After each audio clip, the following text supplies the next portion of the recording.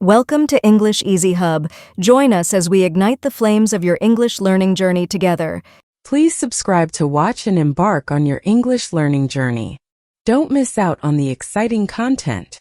Andy seeks advice from his teacher on behalf of his friends, who love to travel but struggle with spoken English.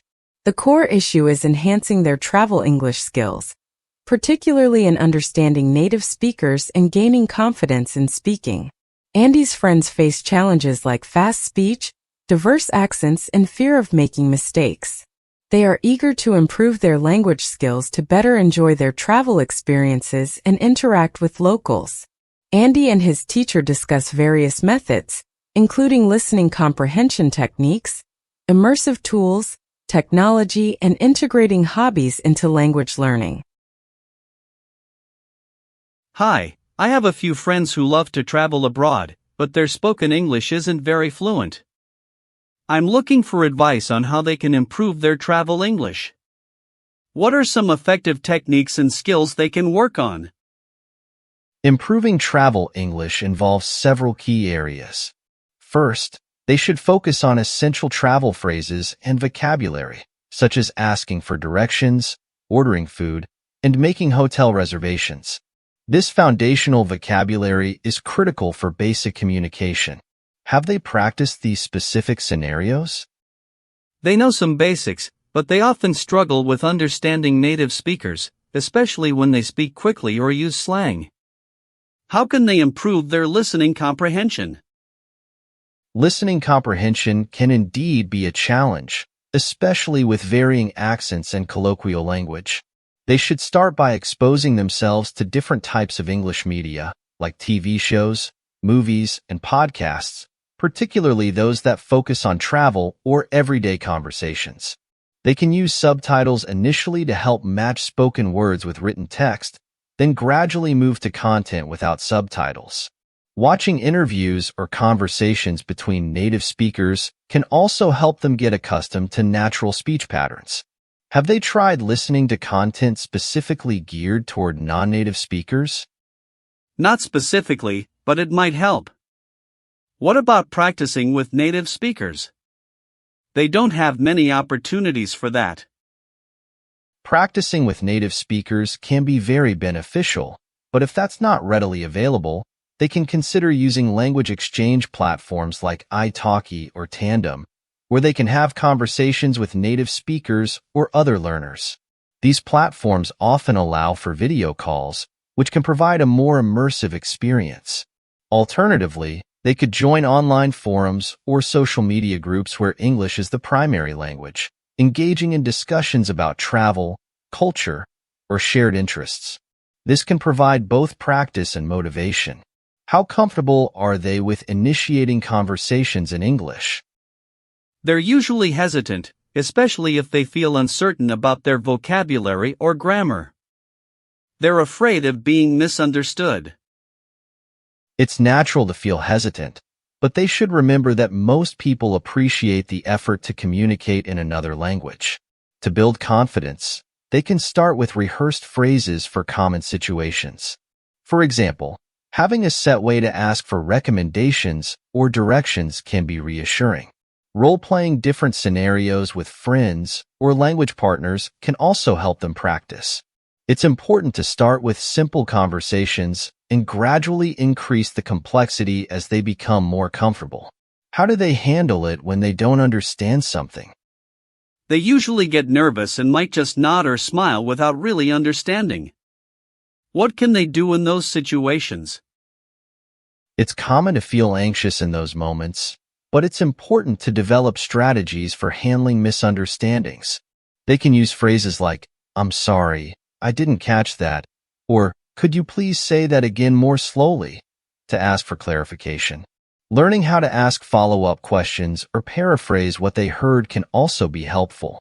For example, they might say, "Do you mean?" to confirm their understanding. This not only helps clarify the situation, but also keeps the conversation flowing.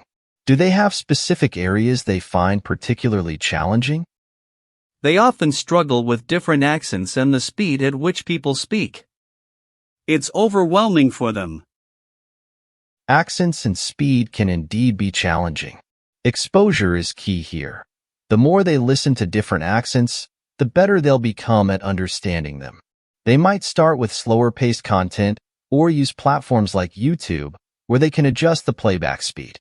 They could also practice listening to various English accents, British, American, Australian, etc., to become more familiar with different pronunciations and vocabulary. Additionally, shadowing exercises, where they repeat what they hear, can help them get used to the rhythm and intonation of the language. Are they comfortable using technology to assist with their learning? Yes, they're open to using apps and other tech tools. What kinds of technology can help with their practice? There are several excellent apps and online resources they can use. For structured language learning, apps like Duolingo, Babbel, and Rosetta Stone offer lessons that cover grammar, vocabulary, and pronunciation. For conversational practice, apps like HelloTalk and Tandem connect learners with native speakers. They can also use tools like Google Translate for quick translations or pronunciation help. Additionally, they can explore immersive experiences through virtual reality (VR). Apps like Monly VR, which simulate real-world travel scenarios. This can be a fun and interactive way to practice situational language skills.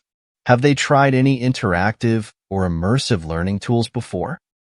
Not VR or anything like that, but it sounds interesting. How effective are these tools compared to traditional methods? Immersive tools like VR can be particularly effective for language learning because they create a simulated environment where learners can practice real-life scenarios. This helps them become more comfortable with practical language use and can reduce anxiety about making mistakes in real situations. These tools complement traditional methods by providing a more dynamic and engaging learning experience. They allow learners to practice at their own pace and in a safe space, which can be especially helpful for building confidence.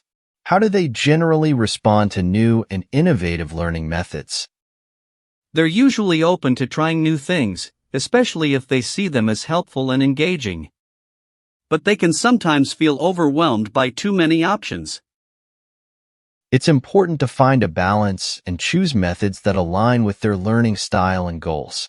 They might start by incorporating one or two new tools or techniques and see how they work for them.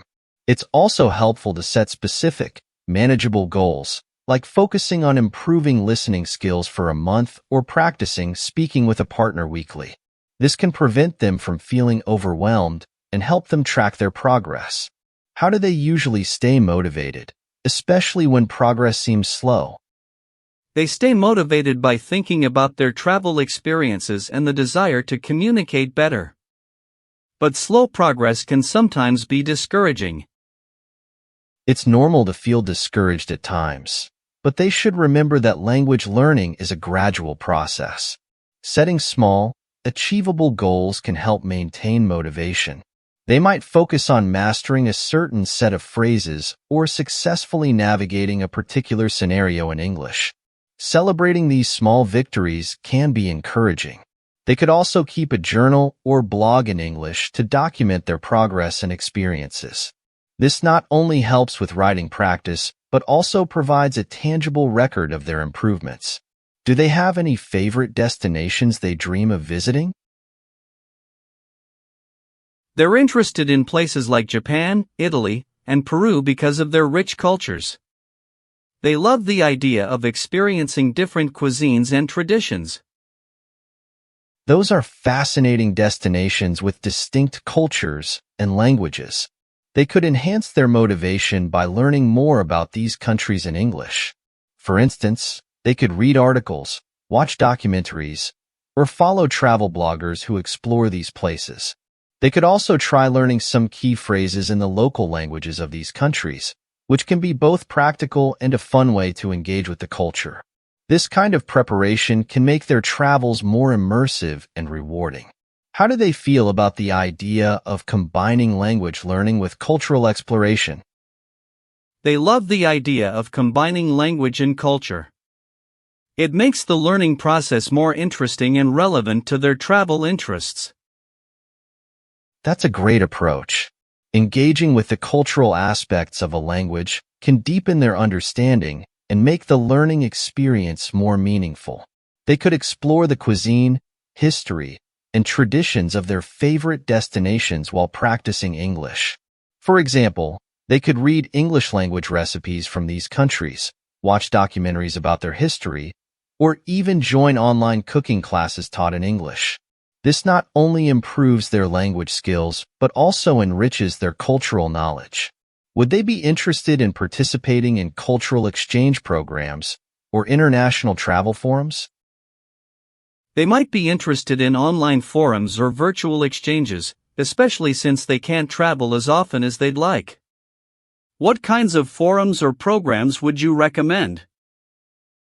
Online travel forums and cultural exchange programs are excellent for connecting with people worldwide. Platforms like Reddit, TripAdvisor, or Lonely Planet's forums have active communities where travelers share experiences and advice. For more structured cultural exchange, they can look into programs like Couchsurfing or language exchange platforms that offer virtual cultural meetups. These platforms often host events where people from different cultures share their customs, traditions, and languages. They could also participate in webinars or online workshops related to travel, where they can practice English and learn from experts. Do they enjoy interactive discussions and learning from others? Yes, they enjoy discussions and learning about different perspectives. It sounds like these forums and programs could be a good fit. Definitely. Engaging in discussions and interacting with people from different backgrounds can be a valuable part of their language learning journey. It not only helps improve their English, but also broadens their cultural horizons. They might also consider participating in online book clubs or discussion groups that focus on travel literature. This can be a great way to practice reading and speaking, as well as to share their own travel experiences and learn from others. Do they have any particular interests or hobbies that they could explore in English? They're interested in photography and cooking. They enjoy taking photos of landscapes and trying out new recipes. Those are fantastic interests to incorporate into their language learning. They could join photography forums where they discuss techniques and share their work, all in English. They could also follow English-speaking photographers on social media or YouTube, where they can learn about photography tips and tricks. For cooking, they could try following recipes in English or watching cooking shows. They could even join online cooking classes conducted in English, which would combine both language practice and a culinary adventure. How do they usually engage with their hobbies? They usually read articles, watch videos, and participate in online groups related to their hobbies. They haven't done much of this in English, though. Transitioning to English content in these areas could be both enjoyable and educational. They could start by exploring English language websites, blogs, and YouTube channels focused on photography and cooking. Engaging with English-speaking communities in these hobbies can provide practical language practice in a context they're passionate about. It also offers a way to connect with others who share their interests, which can be motivating and enriching. Encouraging them to comment on articles or videos and ask questions in these communities can also help build their confidence in writing and speaking. Do they enjoy interacting with other enthusiasts online? I think that covers it for now. Thank you so much for all the detailed advice and encouragement. I'm sure they'll find it all very helpful. You're very welcome, Andy. It's great to hear that your friends are so motivated to improve their English and make the most of their travels. Learning a language is a journey full of discoveries, both about the language and about themselves. I wish them the best of luck and enjoyment on this journey. If they ever need more support or have specific questions, don't hesitate to reach out. Have a great day and happy learning to your friends. Thanks for watching. Remember to subscribe, like, comment, and share to keep the English learning journey alive.